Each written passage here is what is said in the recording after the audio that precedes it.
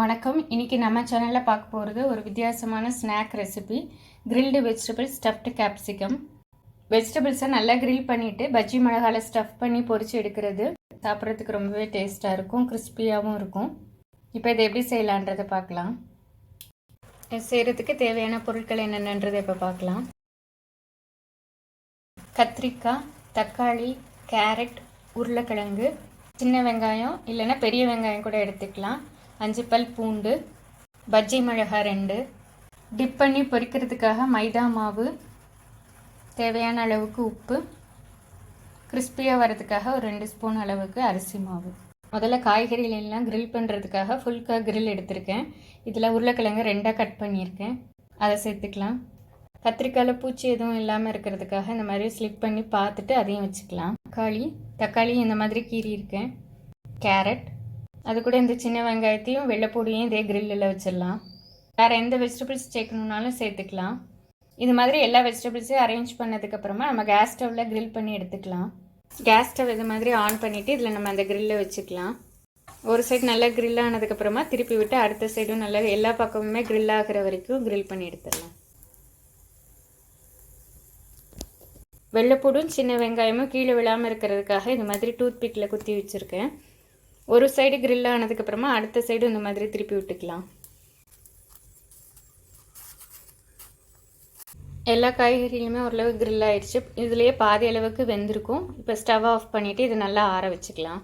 நல்லா ஆறினதுக்கப்புறமா இது மாதிரி இந்த கரிஞ்சிருக்கிற தோல் மட்டும் எடுத்துடலாம்.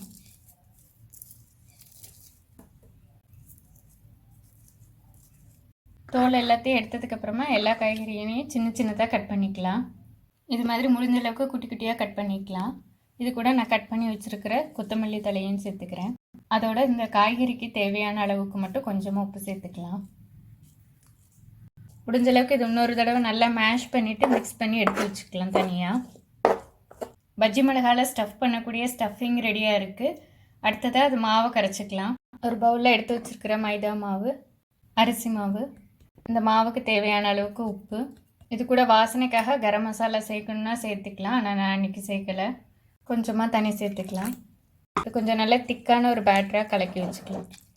இது மாதிரி திக்கான பேட்டர் ரெடி பண்ணியாச்சு. இப்போ இதை தனியாக எடுத்து வச்சுக்கலாம். அடுத்ததாக பஜ்ஜி மிளகாவை எடுத்துகிட்டு இது நடுவில் கொஞ்சமாக கட் பண்ணிவிட்டு உள்ளே உள்ள விதையை எடுத்துடலாம்.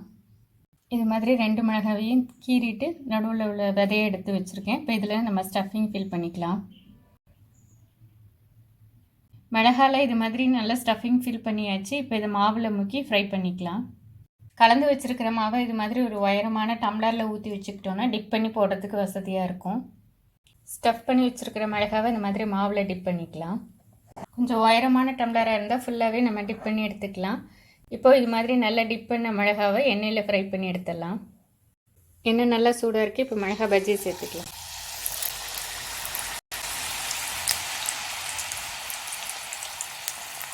ஸ்டஃபிங் பிரிஞ்சு வராமல் இருக்கிறதுக்கு நம்ம ஸ்லிப் பண்ண பகுதியும் மேல் பக்கமாக இருக்கிற மாதிரி போட்டுக்கணும். ஓரளவுக்கு பஜ்ஜி நல்லா ஃப்ரை ஆனதுக்கப்புறமா இப்போ திருப்பி போட்டுக்கலாம். அடுப்பை மீடியம் ஃப்ளேமில் வச்சுட்டு இந்த மாதிரி நல்லா ஃப்ரை பண்ணி எடுத்துக்கலாம். கிறிஸ்பியான grilled vegetable stuffed capsicum ready ஆயிடுச்சு. இது டொமேட்டோ கெச்சப்போடு சேர்ந்து சாப்பிட்றதுக்கு ரொம்பவே நல்லாயிருக்கும். இது நீங்களும் ட்ரை பண்ணி பாருங்கள். இந்த வீடியோ உங்களுக்கு பிடிச்சிருக்கும்னு நினைக்கிறேன். இதே மாதிரியான இன்னொரு வீடியோவில் உங்களை சந்திக்கிறேன்.